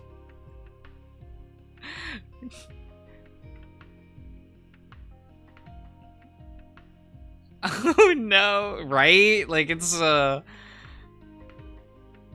really neat storytelling because it is like pretty subtle about it. Because, you know, there's no dialogue for it. Not really, right? Just the action of the characters.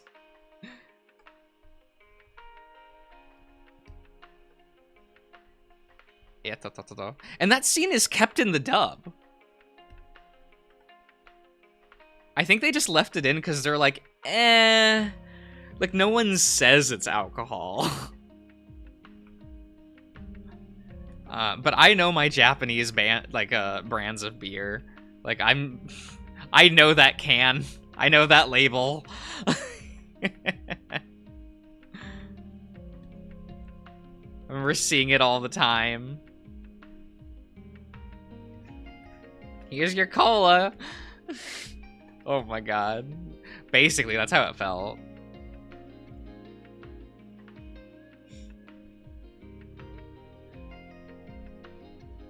Yeah.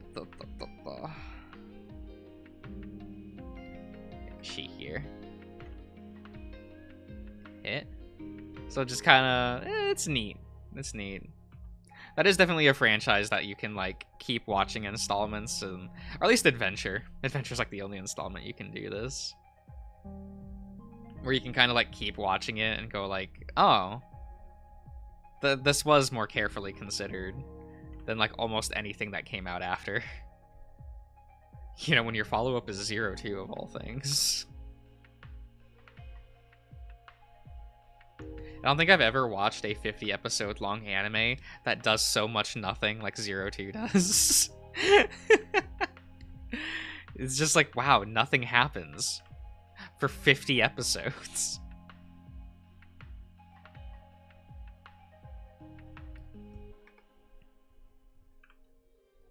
It probably doesn't help that they never could decide on an antagonist for that anime. You just have this revolving door of antagonists. Some of which are only around for 2 episodes.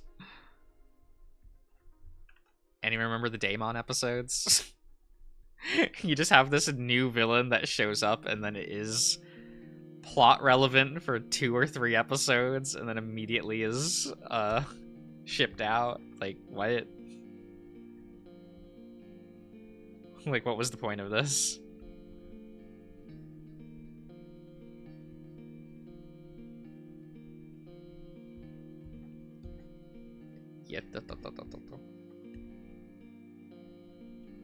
Only 2 for 2 episodes. Oh my god. I genuinely love that because of the localization of 02, nobody knows why it's called 02. Like, it makes complete sense when you're watching it in Japanese. Because of like how it opens and like some things that they say, and in English people just go like, oh, is it like number 2 or it's adventure like number 2 and such? And I'm like, nah, it's nothing like that. It's called Digimon 02 because it takes place in the year 2002. That's the reason. It's so good. Oh, it's beautiful. It's beautiful.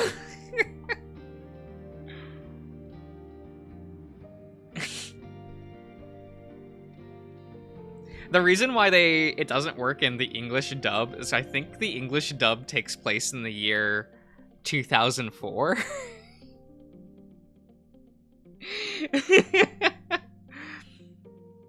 Because for some ungodly reason, they were like, instead of there being a 2-year time skip after adventure, let's make it a 4-year time skip. That's not going to make things confusing for like dub audiences in the future.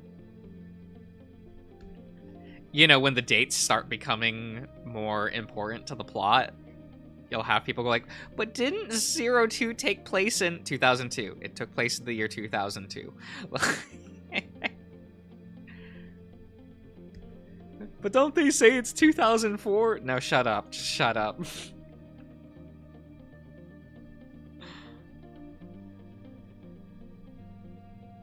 It's like, please. Please watch it in Japanese. Love the optimism. Yeah. It was still really annoying when the Digimon 2 film, A New Beginning, came out, and people were like, the timeline makes no sense. And, you know, as soon as you look at the Japanese dates, it all lines up, and you go like, well, that's a dub audience problem, not mine.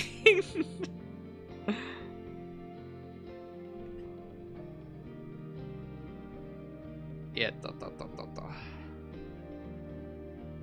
that movie was weird, though. Like, A New Beginning. I get that it was trying to retcon a lot for, like, no reason. But it was definitely here. Like, I love that they were trying to, like, here we'll retcon a bunch of stuff so that this movie can seamlessly glide into the 02 epilogue. And then followed by everyone going, this makes more questions than answers.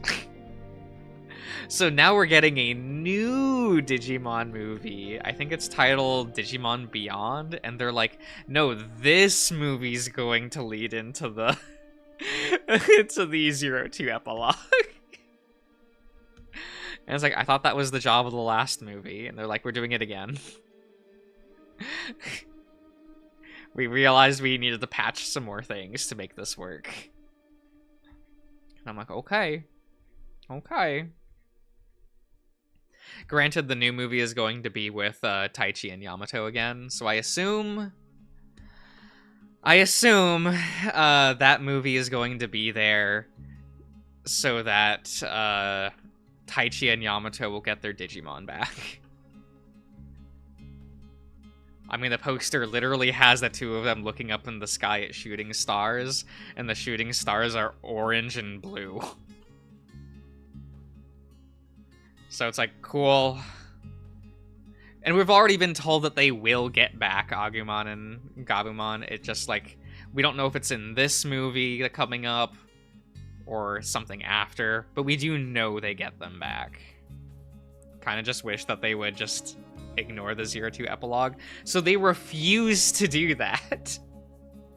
They refuse to ignore it because that's considered, like, a poor form, right? Like, for the modern writers, it's like, oh, that would just be bad if we, like, ignored this ending. Like, that is not a... It would be bad. I understand that, like, American writers would probably just do that because, you know, we do not care about the legacy of things before us. But, you know, Japan does, so... Kizuna was sad? Ha!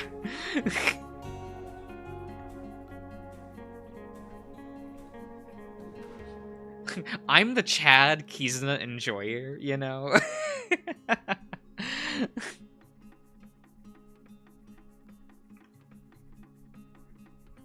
I'm that weirdo that's like, man, this movie's great! Look at it spitting in the face of the themes of 02. Only for a 02 movie to come out right after this and spit at the face of Kizuna. And I'm like, ah, yes, very good. We love the war between these two franchises.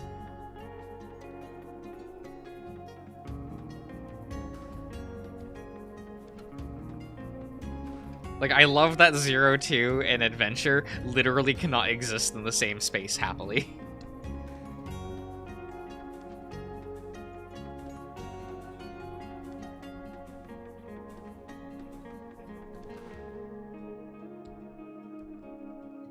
You need to see the 02 movie. You really don't.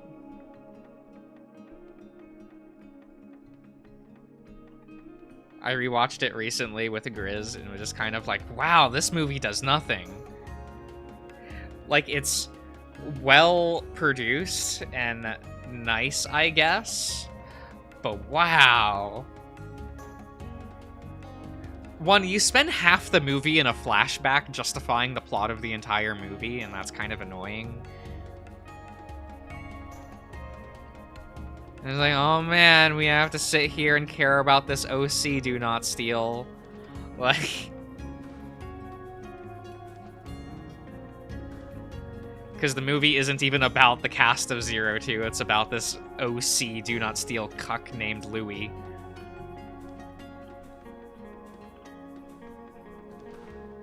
I did love when I was watching the movie with Grizz, he couldn't remember Louis's name. So he just kept referring to him as, like, Piss Boy. And I kind of loved that.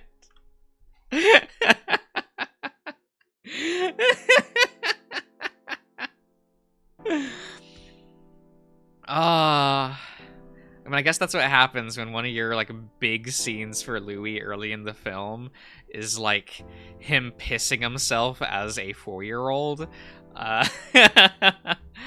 And then getting a domestic from his mom because of it.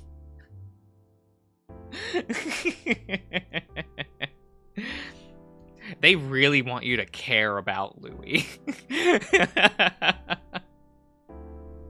So they just give him this, like, I would say comically oppressive backstory on, like, don't you feel bad for this child? He's bruised, crying, and is locked on his porch while it's snowing. Don't you feel bad for him? And I'm like, this is a little too over the top for me to actually care about this character. Look at him suffer, right? Because the entire time I'm just thinking like, God, get over it, piss boy. Like instead, just because of how comically over the top it is. That, and when we get to his red-pilled and Joker-fied moment in the flashback, like, all bets are off. I am making fun of this character forever.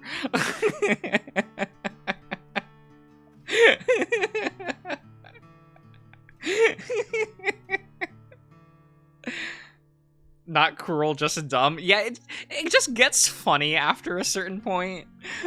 And we reach that moment pretty early.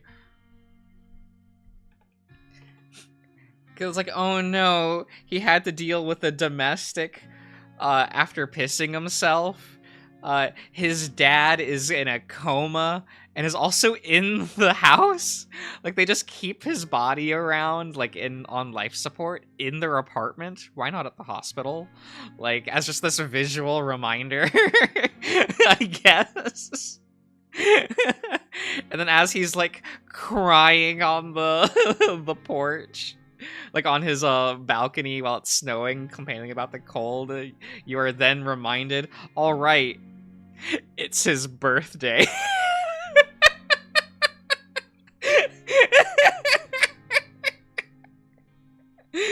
Like, yes.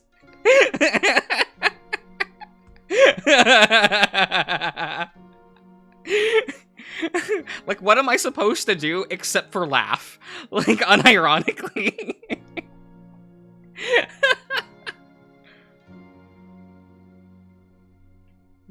This shit's so funny. Like, I know they want it to be really sad and like, oh, don't you feel bad for this piss boy Louis? And the answer is no. I don't. One, this character comes out of fucking nowhere. And the amount of, like, lore importance this character has for no reason is too much. It's too much. We did not need the retcon that Louis is the character that created the Chosen Children program is stupid still. That is still bit. Yeah, let's go. Let's go. Yeah. Internet back? Dab. Yeah. But yeah, like that's such an out of left field thing for them to introduce in that movie.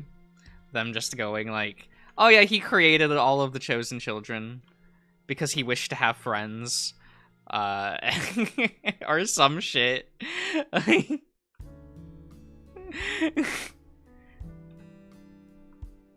He had like a Digimon partner that could unironically grant wishes. And he was like, I want friends, just like me, now that I have like a friend like you. And he's like, cool, I can make other kids like that. Like, and that's how the Digimon like Chosen Child program came into existence.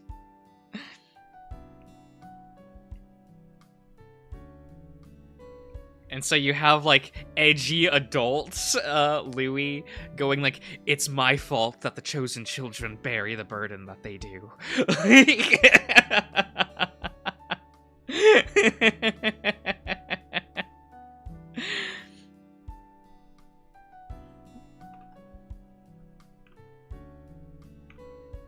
It's, yeah, girl, get over it, right?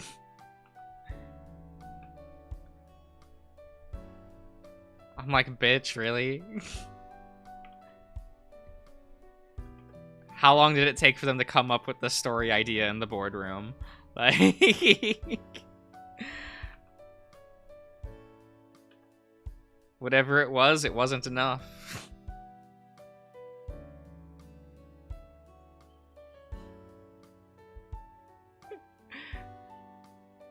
How pissed would you be? I mean, Like, I'm an underachieving person, right? So I'd probably be able to keep my Digimon.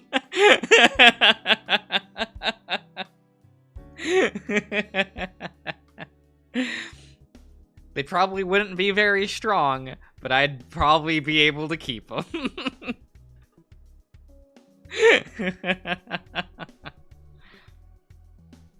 That's a way of seeing it.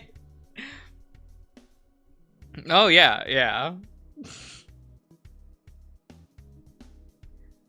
Like, it really does feel like the, like, Digimon 02 A New Beginning is honestly just there to retcon how the partnership system works in Digimon Kizuna.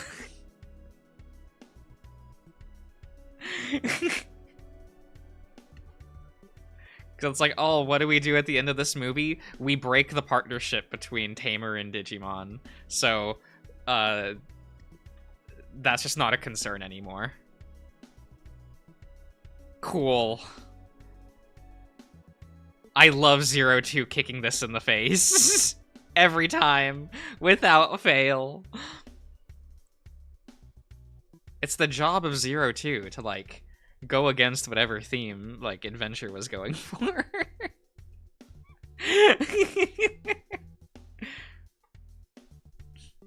Moving on? Adulthood? No.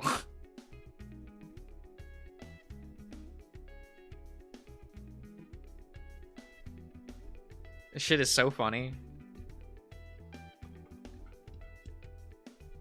Yeah, let's do this real quick. Yeah, look at this upsetty cat, though.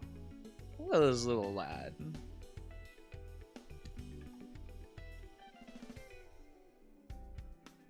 There we go.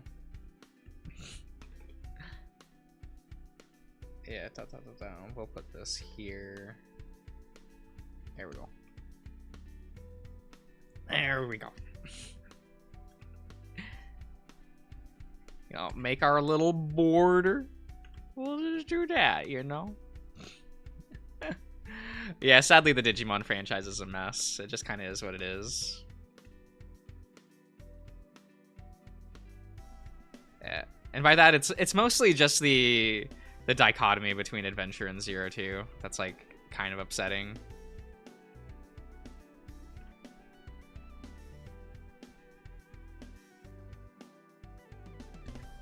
He's squishy? Yeah, he's squishy. I love the CG in which you get to see him pinned to the ground.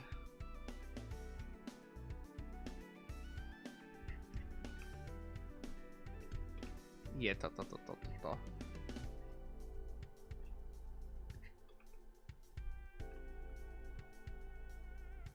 Of course.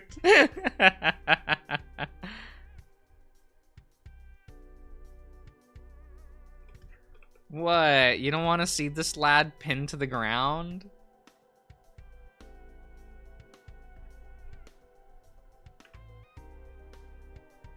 Is that not cute?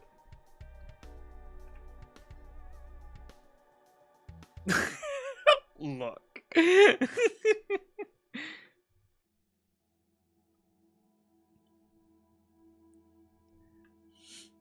I'm looking, yes. Yeah,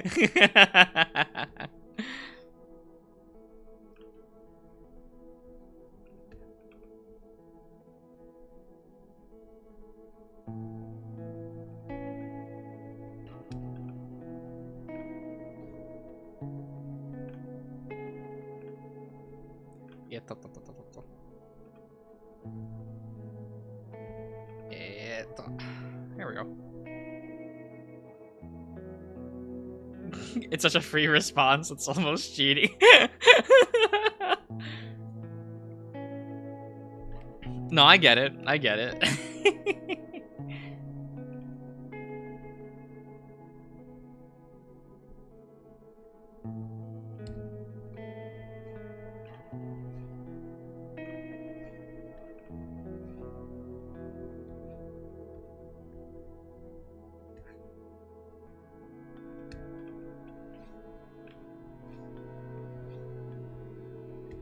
Yeah, total. Okay, there we go. Yeah, yeah.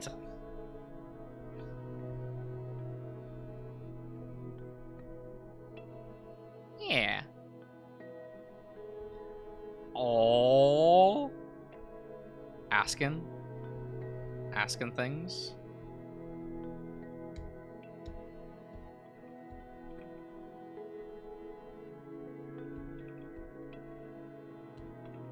How far did you went in roads yet traveled? I've recorded 8 or 9 parts currently.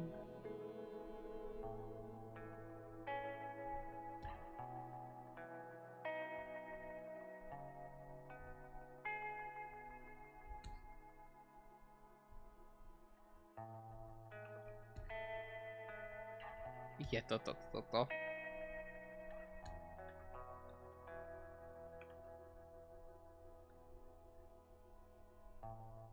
yeah.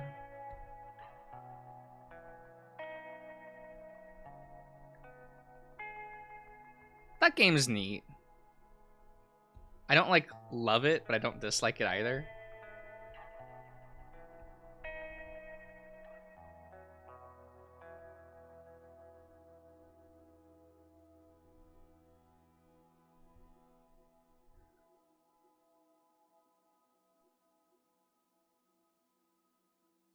More peculiar than the MC. Yeah, I think it takes until like part like 6 or 7 for you to get like a whole sequence where you get to interact with them. Because you're kind of stuck with Maruk, like the edgy looking doggo with the red jacket, and Marwin, the doctor, for a while. You're stuck with those two for a good chunk of the beginning before Roan, the pathetic one, shows up.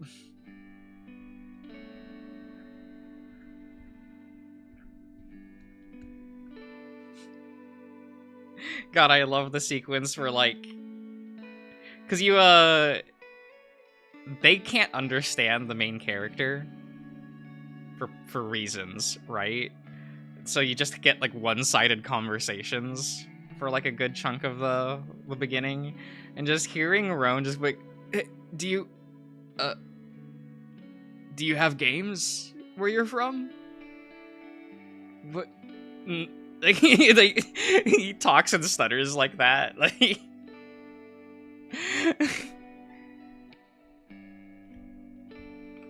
And I'm just like, oh my god, this poor lad. He's so bullyable.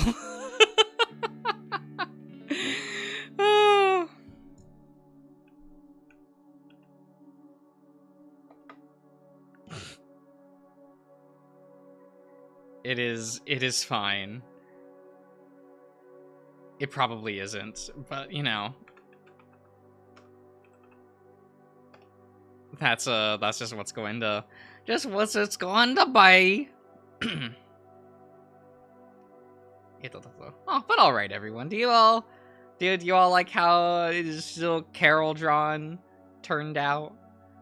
Is this a cutie little lad?